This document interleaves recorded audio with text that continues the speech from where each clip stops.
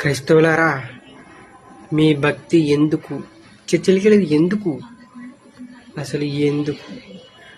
పరలోకం చేరడంతకా, భూమి మీద భోగ భాగ్యాలకా? చెప్పండి. ఈరోజు చెప్పి తీరాల్సిన 40 రోజుల ఉపవాస దినాలు.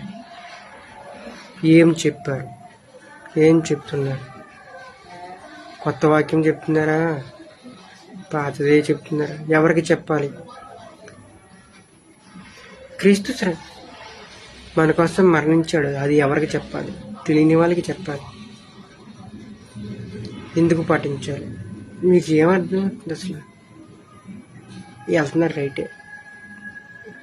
6 రోజులు కష్టపడి 7 రోజు చర్చికి వెళ్ళాలండి. ఒరే, సులువైన మార్గం వచ్చిందిరా. సులువైన మార్గం.